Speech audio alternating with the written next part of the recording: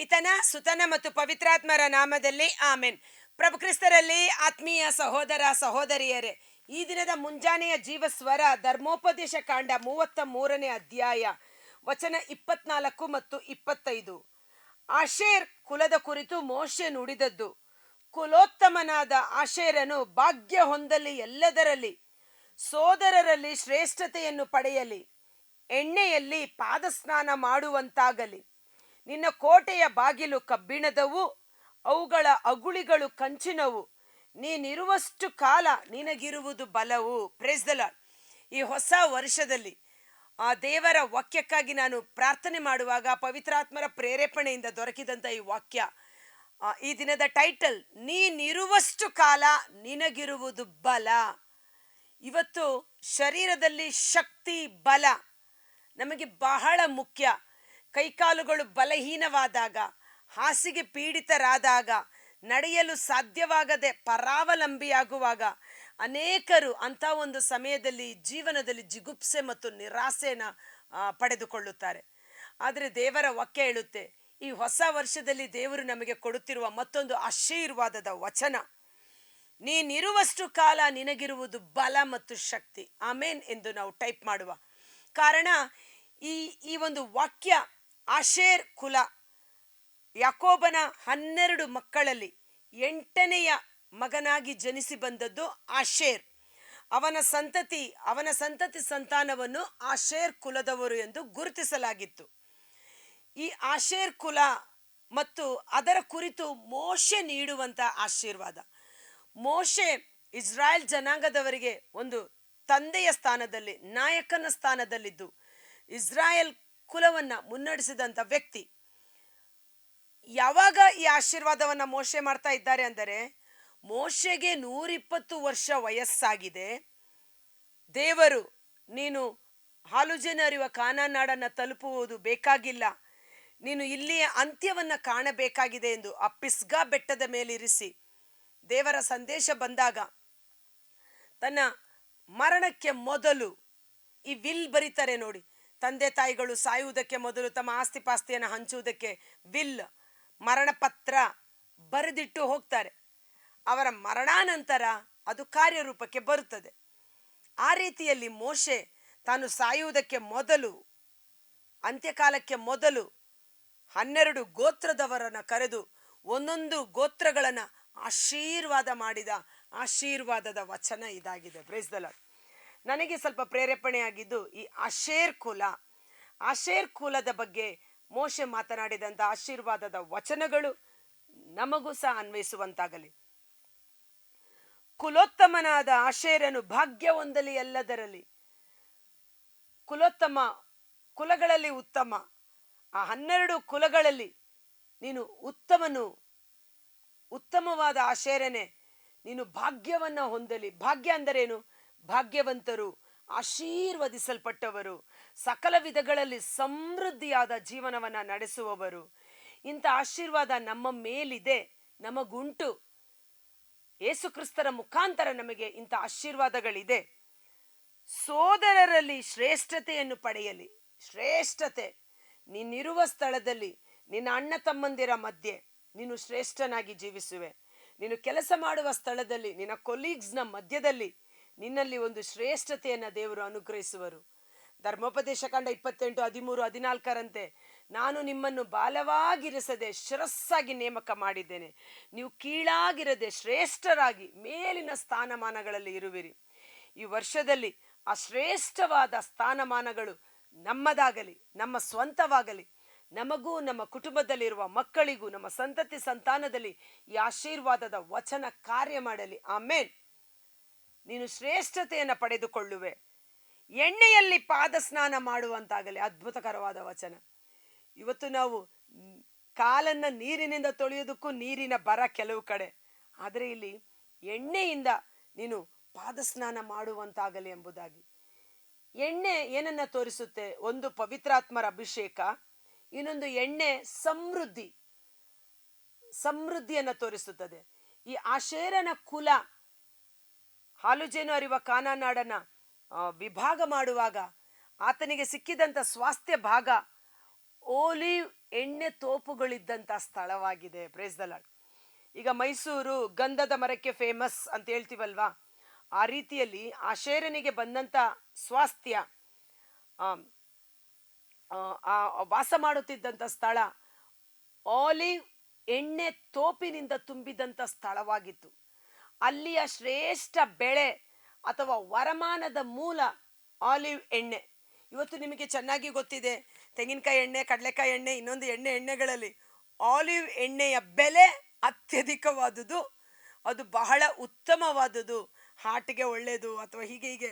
ನಾನು ಆಲಿವ್ ಎಣ್ಣೆ ಬಗ್ಗೆ, ಮಕ್ಕಳ ಮಸಾಜ್ಗೆ ಆಲಿವ್ ಎಣ್ಣೆ ಬಹಳ ಶ್ರೇಷ್ಠವಾದದ್ದು ಎಂದು ಎಣಿಕೆ ಮಾಡಲ್ಪಟ್ಟಿದೆ. ಬೈಬಲಲ್ಲಿ ನಾವು ಎಣ್ಣೆಗಳಲ್ಲಿ ನೋಡುವಾಗ ಆಲಿವ್ ಎಣ್ಣೆಯ ಬಗ್ಗೆ ಹೆಚ್ಚು ಬರೆಯಲ್ಪಟ್ಟಿದ್ದನ್ನು ನಾವು ನೋಡುತ್ತೇವೆ.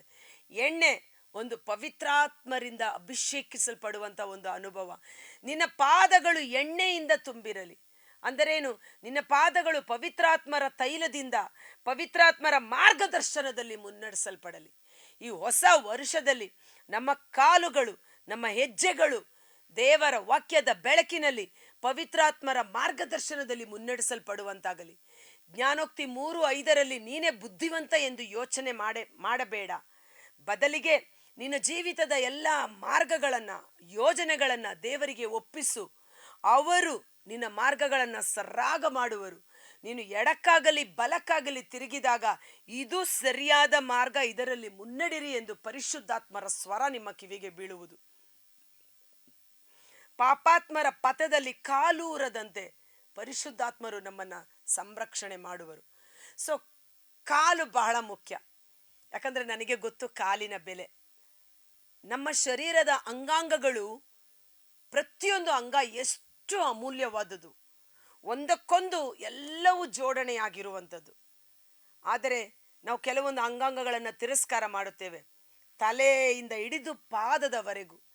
ನನ್ನ ಕಾಲು ಆಕ್ಸಿಡೆಂಟ್ ಆಗಿ 1.5 ತಿಂಗಳು ಬೆಡ್ ರೆಸ್ಟಲ್ಲಿ ಇರಬೇಕಾದ ಸಮಯದಲ್ಲಿ, ಪರಾವಲಂಬಿ ಆದಾಗ ನನಗೆ ಗೊತ್ತಾಯಿತು ಕಾಲಿನ ಬೆಲೆ ಎಂಥದ್ದು ಎಂಬುದಾಗಿ. 2 ಕಾಲು ಕೊಟ್ಟ ದೇವರಿಗೆ ಸ್ತೋತ್ರ ಮಾಡೋಣ. ದೇವರು ನಮಗೆ ಕೊಟ್ಟ ಒಂದೊಂದು ಅಂಗಾಂಗಗಳಿಗಾಗಿ ದೇವರಿಗೆ ಸ್ತೋತ್ರ ಮಾಡೋಣ. ಕಾಲು ಚೆನ್ನಾಗಿಲ್ಲದಿದ್ದರೆ ನಾವು ನಡೆಯಲು ಸಾಧ್ಯವಿಲ್ಲ, ಓಡಾಡಲು ಸಾಧ್ಯವಿಲ್ಲ. ಹಾಸಿಗೆ, ಬೆಡ್ ರಿಡನ್ ಲೈಫ್ ಬಹಳ ಶಾರೀರಿಕವಾಗಿ ಮಾನಸಿಕವಾಗಿ ಕುಗ್ಗಿಸುವಂಥದ್ದಾಗಿದೆ. ಸೊ ನಿನ್ನ ಕಾಲುಗಳು ಪವಿತ್ರಾತ್ಮರ ಎಣ್ಣೆಯಿಂದ ಅಭಿಷೇಕಿಸಲ್ಪಟ್ಟಿರಲಿ, ತೋಯಿಸಲ್ಪಡಲಿ. ಪವಿತ್ರಾತ್ಮರೇ ನಮ್ಮ ಕಾಲುಗಳನ್ನು ವಶಪಡಿಸಿಕೊಳ್ಳಲಿ. ಕಾಲು ಯಾವುದನ್ನು ಸೂಚಿಸುತ್ತೆ? ಮನಸ್ಸಿಗೆ ಕನೆಕ್ಟ್ ಆಗಿರುತ್ತೆ. ಮನಸ್ಸು ಏನು ಗೈಡ್ ಮಾಡುತ್ತೋ ಅದು ಕಾಲು ಮುನ್ನಡೆಯಲು ಪ್ರಾರಂಭ ಮಾಡುತ್ತದೆ. ಸೊ ಕಾಲು ಎಣ್ಣೆಯಲ್ಲಿ ಪಾದ ಸ್ನಾನ ಮಾಡುವುದು ಅಂದರೇನು?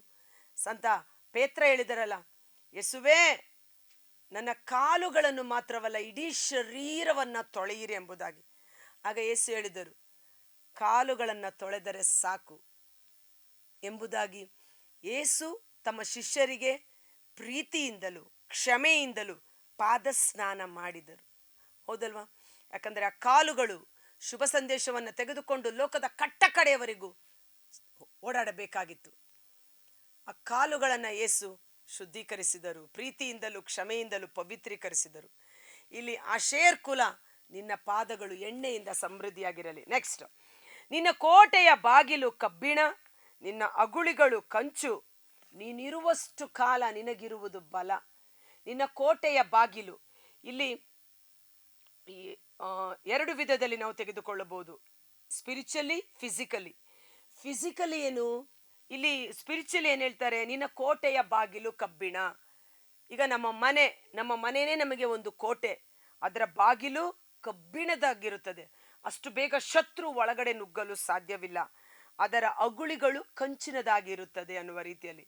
ಇವತ್ತು ಈ ಶರೀರವೆಂಬ ಕೋಟೆಯ ಬಾಗಿಲುಗಳು ಕಬ್ಬಿಣದ ರೀತಿಯಲ್ಲಿ ಸ್ಥಿರವಾಗಿರುತ್ತದೆ. ನಿನ್ನ ಶರೀರದಲ್ಲಿ ನೀನಿರುವಷ್ಟು ಕಾಲ ಬಲ. ಇದೇ ವಾಕ್ಯವನ್ನು ನಾನು ಮೊಬೈಲಲ್ಲಿ ನೋಡುವಾಗ ಅದರ ಟ್ರಾನ್ಸ್ಲೇಷನ್ ಇನ್ನು ಬಹಳ ಚೆನ್ನಾಗಿದೆ. ಅವನು ಅಶೇರನ ವಿಷಯವಾಗಿ, ಅಶೇರನ ಮಕ್ಕಳು ಆಶೀರ್ವಾದವನ್ನು ಹೊಂದಲಿ, ತನ್ನ ಸಹೋದರರ ಅಂಗೀಕಾರವನ್ನು ಹೊಂದಲಿ, ಅವನ ಕಾಲು ಸದಾಕಾಲ ಎಣ್ಣೆಯಲ್ಲಿ ಅದ್ದಿರಲಿ, ಕಬ್ಬಿಣವು ತಾಮ್ರವು ನಿನ್ನ ಪಾದರಕ್ಷೆಯಾಗಿರಲಿ. ನಿನ್ನ ಕೋಟೆಯ ಬಾಗಿಲು ಕಬ್ಬಿಣ, ನಿನ್ನ ಆ, ಅಗುಳಿಗಳು ಕಂಚು ಎಂದು ಓದಿದೆವು. ಆದರೆ ಇಲ್ಲಿ ನಾವು ನೋಡ್ತೇವೆ, ಕಬ್ಬಿಣವೂ ತಾಮ್ರವೂ ನಿನ್ನ ಪಾದರಕ್ಷೆಯಾಗಿರಲಿ. ನಮ್ಮ ಪಾದ ರಕ್ಷೆ ಕಬ್ಬಿಣದಾಗಿದ್ದರೆ ಸಿಂಹಗಳ ಮೇಲೂ ಸರ್ಪಗಳ ಮೇಲೂ ನೀವು ತುಳಿಯುವಿರಿ, ಅವುಗಳಿಂದ ನಿಮಗೆ ಯಾವುದೇ ಹಾನಿ ಆಗುವುದಿಲ್ಲ. ಒಳ್ಳೆ ಬೂಟ್ಸ್ ಹಾಕ್ತೀವಿ, ಒಳ್ಳೆ ಚಪ್ಪಲ್ ಹಾಕ್ತೀವಿ. ಯಾಕೆ? ಯಾವುದೇ ರೀತಿಯ ಮುಳ್ಳು ಗಾಜಿನ ಪೀಸು ಚುಚ್ಚಬಾರದು, ಕಾಲು ಇನ್ಫೆಕ್ಷನ್ ಆಗಿ ಇಡೀ ಶರೀರಕ್ಕೆ ತೊಂದರೆಯಾಗಬಾರದು ಎಂದು, ಕಾಲನ್ನು ಕಾಪಾಡಿಕೊಳ್ಳುವುದಕ್ಕಾಗಿ. ಕಾಲನ್ನು ಕಾಪಾಡಿಕೊಂಡರೆ ಇಡೀ ಶರೀರವನ್ನು ಕಾಪಾಡಿಕೊಂಡ ಹಾಗೆ ಅನ್ನುವ ರೀತಿಯಲ್ಲಿ. ಸೊ ನಿನ್ನ ಪಾದರಕ್ಷೆ ಕಂಚು ಮತ್ತು ಕಬ್ಬಿಣ. ಕಬ್ಬಿಣ ಎಷ್ಟು ಸ್ಟ್ರಾಂಗ್ ಮತ್ತು ಪವರ್ಫುಲ್ ಆಗಿರುತ್ತೆ, ತಾಮ್ರ ಬೆಲೆಯುಳ್ಳದಾಗಿರುತ್ತೆ. ಅದೇ ರೀತಿಯಲ್ಲಿ ಎಫೆಸ 6:15 ಮೇಲ್ಪಟ್ಟು ನಾವು ನೋಡುತ್ತೇವೆ, ಶಾಂತಿಯ ಸಮಾಧಾನದ ಸಂದೇಶವನ್ನು ಸಾರಲು ಸಿದ್ಧ ಮನಸ್ಸೆಂಬ ಪಾದರಕ್ಷೆ. ಅದಕ್ಕೆ ನಾನು ಹೇಳಿದ್ದು, ಪಾದ ಅಂದ್ರೇನು? ಅದು ಮನಸ್ಸನ್ನು ವಶಪಡಿಸಿಕೊಳ್ಳುವಂಥದ್ದಾಗಿರುತ್ತದೆ. ಸಿದ್ಧ ಮನಸ್ಸು ಎಂಬ ಪಾದರಕ್ಷೆ. ಮನಸ್ಸು ರೆಡಿ ಆದರೆ ಪಾದ ಅದಕ್ಕೆ ಚಲಿಸಲು ಪ್ರಾರಂಭವಾಗುತ್ತದೆ. ಸೊ ಮನಸ್ಸಿನಂತೆ ಪಾದ ಕಾರ್ಯ ಮಾಡಲು ಪ್ರಾರಂಭ ಮಾಡುತ್ತದೆ. ಸೊ ನಮ್ಮ ಮನಸ್ಸು ಎಣ್ಣೆಯಲ್ಲಿ ತುಂಬಿರಲಿ, ಪವಿತ್ರಾತ್ಮರು ನಮ್ಮ ಮನಸ್ಸನ್ನು ವಶಪಡಿಸಿಕೊಂಡಿರಲಿ. ಕಬ್ಬಿಣವು ತಾಮ್ರವು ಗಟ್ಟಿಯಾದ ಅಗುಳಿಗಳು ವಿಷ ಬೀಜ ಬಿತ್ತನೆಯಾಗದಂತೆ, ಸೈತಾನನು ರಾತ್ರಿಯ ಸಮಯದಲ್ಲಿ ಕಳೆಗಳನ್ನು ಬಿತ್ತನೆ ಮಾಡದಂತೆ ನಮ್ಮ ಮನಸ್ಸಿನ ಕೋಟೆ ಕಬ್ಬಿಣದ ಅಗುಳಿಗಳಿಂದಲೂ ಕಬ್ಬಿಣದ ಬಾಗಿಲು ಕಂಚಿನ ಅಗುಳಿಗಳಿಂದ ತುಂಬಿರುವಂತಾಗಲಿ. ನೀನಿರುವಷ್ಟು ಕಾಲ ನಿನಗಿರುವುದು ಬಲ. ಆಮೇನ್. ಭಯಪಡಬೇಡಿ. ಯಾವುದೇ ಬಲಹೀನತೆಗಳು ನಿಮ್ಮ ಶರೀರದಲ್ಲಿದ್ದರೂ ಈ ವಾಕ್ಯವನ್ನು ಕ್ಲೇಮ್ ಮಾಡೋಣ. ನಾನು ಬದುಕಿರುವಷ್ಟು ಕಾಲ ನನ್ನ ಶರೀರದಲ್ಲಿ ಬಲವಿರುವುದು.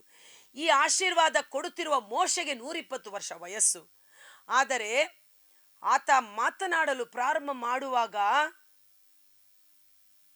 80 ವರ್ಷದಲ್ಲಿ ಇಸ್ರಾಯೇಲನ್ನು ಬಿಟ್ಟು ಬಿಡುಗಡೆಯಾದ ಸಮಯದಲ್ಲಿ ನಡೆದ ಅದ್ಭುತಗಳನ್ನೆಲ್ಲ ಹೇಳ್ಕೊಂಡು ಬರ್ತಾರೆ 31, 32, 33 ಅಧ್ಯಾಯಗಳಲ್ಲಿ. ನೆನಪಿನ ಶಕ್ತಿ ಅಷ್ಟು ಚೆನ್ನಾಗಿರುತ್ತದೆ. ಇವತ್ತು 120 ವರ್ಷ ವಯಸ್ಸಿನ ವ್ಯಕ್ತಿ ಹತ್ರ ನೆನಪಿರೋದಿಲ್ಲ. 50, 60ಕ್ಕೆ ಅರಳೋ ಮರಳೋ ಅಂತ ಇರ್ತಾರೆ.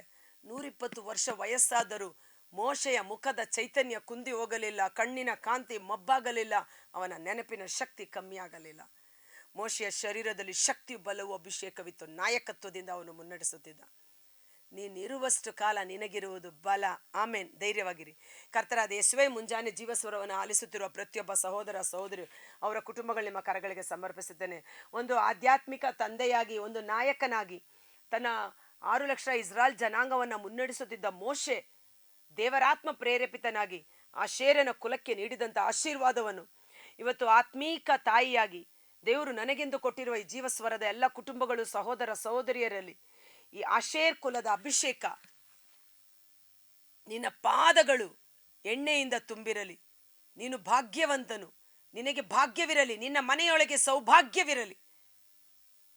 ನಿನ್ನ ಪಾದ ರಕ್ಷೆಗಳು ಕಬ್ಬಿಣದು ಕಂಚಿನದು ಆಗಿ ನಿನ್ನನ್ನು ಸಕಲ ವಿಧದ ಕೇಡು ಅಪಾಯ ಆಪತ್ತುಗಳಿಂದ ಕಾದು ಸಂರಕ್ಷಿಸಲಿ. ನೀನಿರುವಷ್ಟು ಕಾಲ ನಿನಗಿರುವುದು ಶಕ್ತಿ, ಬಲ, ಅಭಿಷೇಕ.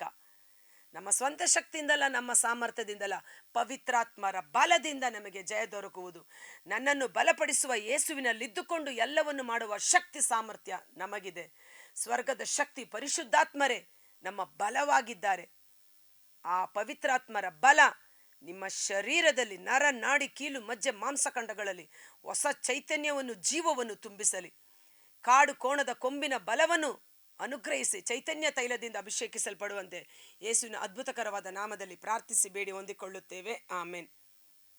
God bless you. ನೀವಿರುವಷ್ಟು ಕಾಲ ನಿಮಗಿರುವುದು ಬಲ. ಧೈರ್ಯವಾಗಿರಿ. Thank you.